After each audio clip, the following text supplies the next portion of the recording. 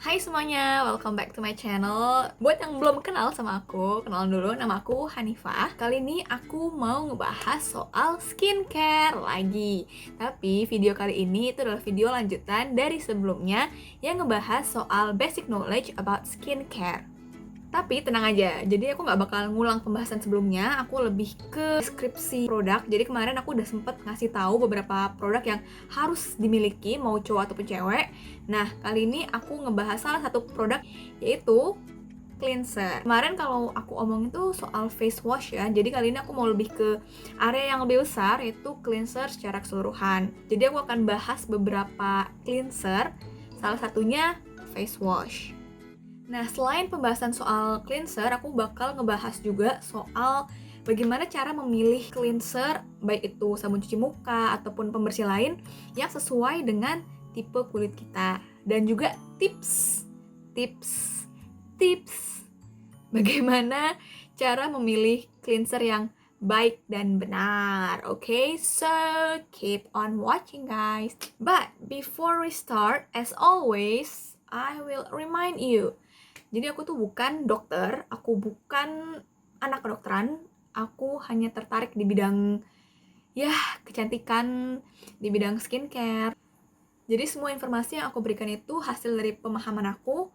So, I hope you guys enjoy. So, hal pertama yang harus kita tahu sebelum kita beli cleanser yang cocok itu adalah jenis kulit. Nah, jadi sebenarnya tuh ada 5 jenis kulit. Jadi masing-masing orang mungkin punya jenis kulit yang berbeda. So, ini penting banget buat kalian tahu. Jadi sebelum kalian tuh beli apa-apa, ya mau cleanser, mau pelembab, mau apapun tuh kalian harus tahu dulu. Kira-kira kebutuhan kulit kalian apa, jenis kulit kalian tuh kayak gimana. Nah, itu adalah hal dasar yang kalian perlu tahu.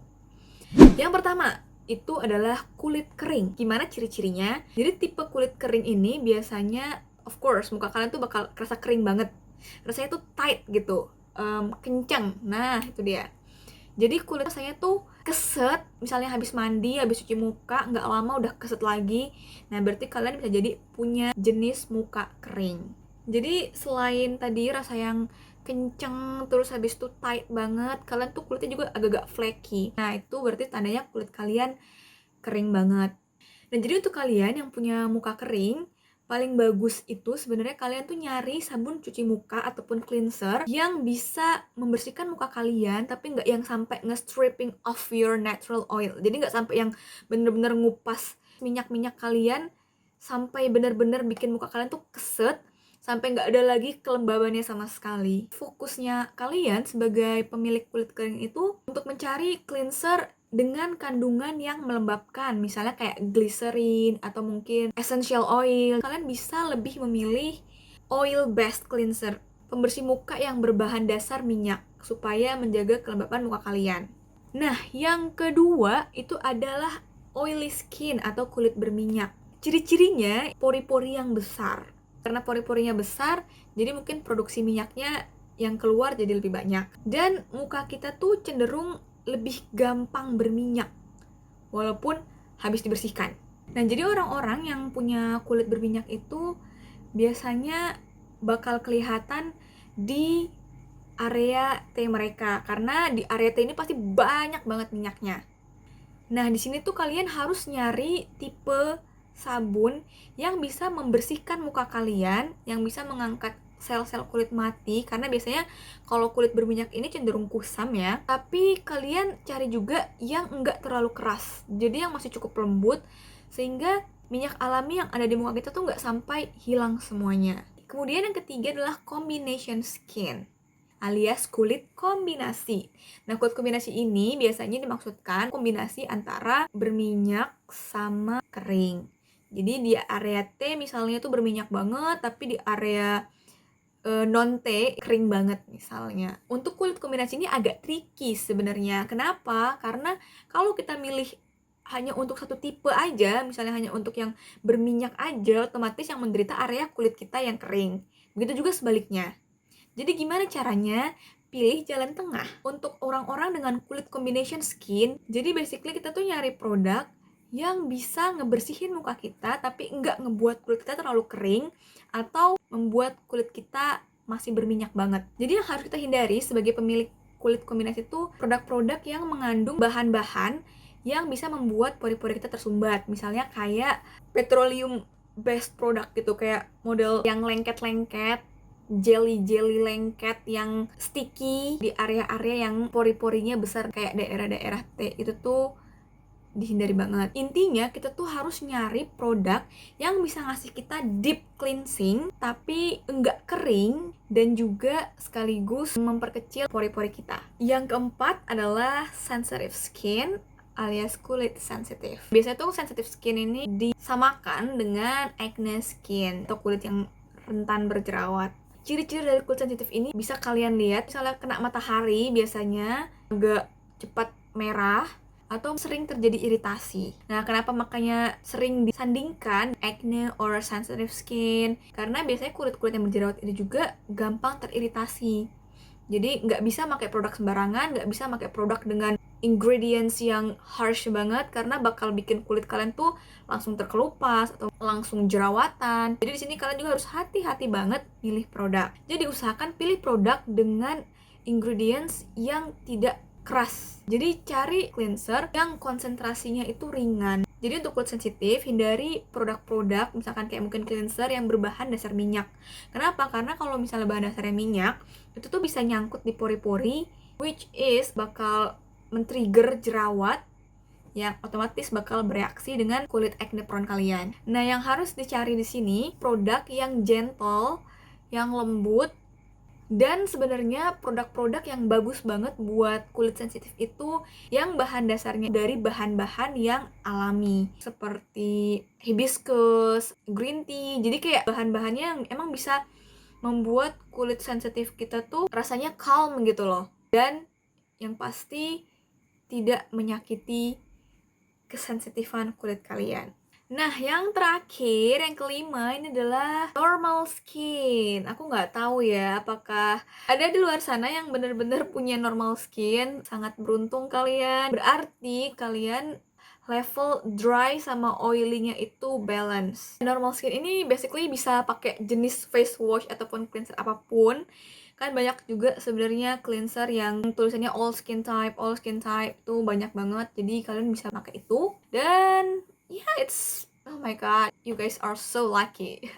Sekarang kita ngebahas soal jenis-jenis cleansernya itu sendiri. Jadi ada beberapa tipe cleanser dan sebenarnya tuh tipe-tipe cleanser ini ditujukan untuk beberapa jenis kulit. Cuman ya balik lagi sih ke kalian nyamannya itu pakai yang mana. So, kita mulai yang pertama. Yang pertama itu adalah gel cleanser. Contohnya kayak gini.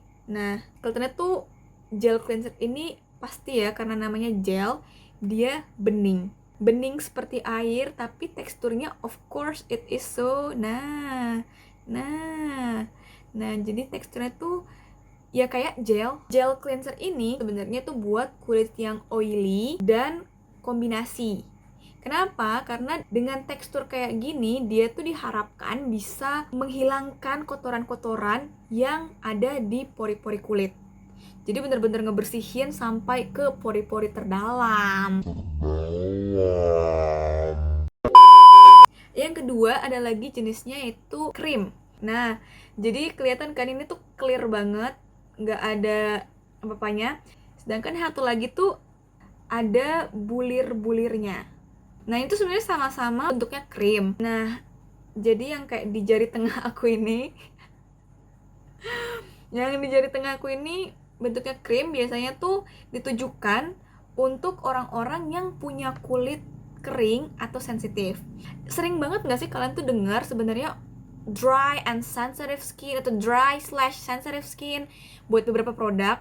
Karena orang-orang yang kulitnya tuh kering, apalagi dengan kondisi kering yang parah, cenderung gampang juga gitu loh merah-merah kena matahari. Jadi sebenarnya mereka tuh mirip, makanya banyak cleanser ataupun mungkin produk-produk yang ditujukan buat dry/sensitive skin. Kalau misalnya yang bentuknya ada bulir-bulirnya ini, biasanya sih buat kulit yang oily combination. Karena bulir-bulir ini sebenarnya fungsinya tuh ya untuk anti clogging gitu loh, supaya nggak ada sumbatan di pori, supaya bener-bener pori tuh bisa bersih sebersih-bersihnya dari kotoran-kotoran yang bakal bikin komedo dan jerawat, apalagi buat yang pori-porinya besar. kayak gue. Yang berikutnya, foam cleanser. Foam cleanser itu sebenarnya bentuknya tuh liquid, tapi begitu kalian aplikasikan ke muka, nggak berapa lama tuh dia bakal berbentuk busa, which is so fun. Senang banget sebenarnya ngelihat kayak gitu, muka kita tiba-tiba ada boom.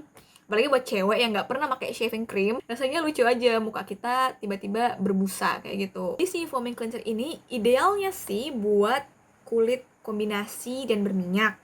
Cuman bisa juga diperuntukkan untuk yang breakout prone, alias yang suka breakout mukanya. Karena kan kalau foam gitu bentuknya gentle gitu loh, jadi aman lah breakoutnya. Next is oil cleanser. Agak aneh ya kalau kita mikir sebenarnya nyuci muka make minyak.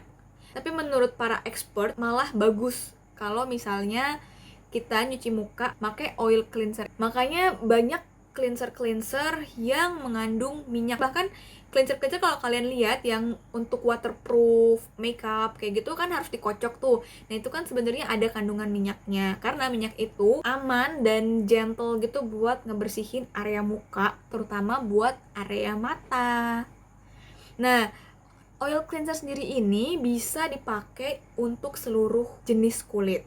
Ada lagi yang lain, yaitu clay cleanser. Pembersih muka ini itu tuh cocok untuk kulit yang cenderung berminyak dan kombinasi. Kenapa? Karena seperti yang kita tahu kalau misalnya clay itu tuh bisa menyerap minyak-minyak berlebih. Nah, yang berikutnya yaitu adalah micellar water. Nah, apa sih sebenarnya micellar water? Jadi micellar water itu diambil dari kata micelles, yang berarti molekul-molekul yang tiny, it means like super small, yang disuspend sama air sehingga bisa membersihkan minyak, kotoran, ataupun makeup di muka kita. I mean, it's like magic. Kamu nggak perlu nyuci muka setelah pakai micellar water sebenarnya. Cuman dalam pengaplikasiannya aku selalu mencuci muka setelah memakai micellar water. Jadi biasanya habis pakai micellar water, aku cleansing lagi sama sabun cuci muka. Nah, itu namanya double cleansing. Aku prefer kayak gitu karena double cleansing itu tuh menurut aku penting, terutama buat kalian yang suka pakai makeup keluar rumah. Kalaupun kalian nggak pakai makeup yang berlebihan, sama aja kalian tetap keluar dan kena debu, kena kotoran, dan berminyak dalam satu hari. Kondisi-kondisi itu tuh membuat aku ngelakuin double cleansing. Jadi yang pertama aku lakukan itu adalah membersihkan muka dengan micellar water. Setelah bersih semuanya, aku bilas kembali dengan air dan kemudian dilanjutkan dengan menggunakan sabun cuci muka. Kemudian ada lagi yang namanya bar soap alias sabun batang. Sabun batang kayak gini tuh beda ya sama sabun mandi. Kalau sabun mandi tuh lebih banyak mengandung sabun. Kalau sabun batang untuk cuci muka ini lebih banyak mengandung kandungan-kandungan cleanser yang memang ditunjukkan dan diperuntukkan untuk muka kita. Jadi misalnya yang untuk membalancing pH kita, membuat minyak muka kita hilang, memberikan kelembapan di muka kita. Nah, jadi intinya sebenarnya sama kandungannya dengan cleanser yang berbentuk tube. Sabun cuci muka yang bentuknya batang kayak gini itu tuh cocok buat muka kalian yang berminyak atau kombinasi. Nah, last but not least, aku ngasih tips ke kalian nih. Gimana caranya tahu ini cocok atau enggak? Yang pertama, review. Aku nggak pernah bosan untuk nyari review untuk produk apapun yang aku ingin pakai, baik itu skincare, makeup, body care, whatever it is. Oke, jadi kayak semuanya tuh harus kalian cari dulu reviewnya. Gimana sih pendapat orang-orang? Ya memang kita nggak bisa nyamain kulit kita dengan kulit mereka, tapi paling tidak mungkin di luar sana ada yang tipe kulitnya mirip kayak kita, yang punya masalah yang sama kayak kita, yang bisa kita jadikan acuan. Yang kedua, banyak baca. Jadi kayak modal di ingredients-nya. Nggak semesti semua kalian tahu. Tapi paling nggak kalian tahu lah, oh ada salicylic acidnya, oh ada hyaluronic acidnya, oh ada kojic acidnya. Jadi kalian bisa tahu mana yang cocok buat kalian, mana yang bisa menyelesaikan masalah atau problem di kulit kalian. Jadi ya kalian banyak baca, banyak tahu, dan itu tuh bakal jadi advantage buat kalian. Dan yang terakhir itu adalah dicoba. Jadi ini agak susah sebenarnya. Maksudnya kita nggak bakal pernah tahu kita cocok atau enggaknya kalau kita nggak nyoba. Jadi walaupun kita udah baca nih review nih, misalnya cocok sama kulitnya si mbak yang A atau mas yang B. Nah, terus ternyata mereka tuh walau kulitnya jenisnya sama, tapi pas di kita nggak cocok. Terus kita nyalahin. Loh, masalahnya semuanya tuh balik lagi ke kita. Jadi nggak semua yang orang lain tuh cocok, bisa kita juga cocok. Dan nggak ada jalan lain selain untuk dicoba. Jadi ketika kita nyoba, kita tahu. Dan kalau kalian mau tahu kita cocok atau enggaknya terhadap sebuah produk, mau skincare ataupun makeup, itu kita bisa ngelihat maksimal tuh kayak batasnya mungkin cuman seminggu. Kalau misalkan emang kulit kalian sensitif, dalam sehari make tuh nggak cocok, udah bakal kelihatan sebenarnya nggak cocoknya. Mungkin entah jerawatan, entah merah-merah. Kalau misalnya sampai seminggu dan nggak terjadi apa-apa, berarti kulit kalian nerima fine-fine aja. Ada nih cerita misalnya kayak udah sebulan make terus jadi nggak cocok, terus nyalahin produknya. Teman-teman, produk-produk itu nggak ada yang salah, yang ada diri kita. Kenapa? Hormon kita tuh selalu berubah, terutama buat cewek yang ada masa PMS-nya. Jadi aku bakal ngasih link di bawah untuk kalian supaya ngelihat kalau misalnya kulit kita itu punya siklus kulit kita itu yang perempuan itu tuh bakal mendapat pengaruh dari siklus menstruasi kita. Jadi kadang ada kan waktu-waktu dimana kalian tuh ngerasa muka kalian so glowing, tapi kadang-kadang ada juga yang kayak aduh kusam banget kayak gitu. Jadi ya gitulah senangnya jadi perempuan. I guess that's all it. Jadi kayaknya udah itu aja yang bakal aku sampaikan ke kalian. Semoga apa yang aku sampaikan ini bisa berguna buat kalian ya. Paling enggak adalah 1-2 hal yang mungkin bermanfaat ya. Dan buat kalian yang ngerasa terbantu sama video ini, oke lah, boleh lah likes-nya guys, oke? Jadi biar aku tetap semangat buat video kayak begini. So, thank you again for watching me. See ya on my next video. Bye!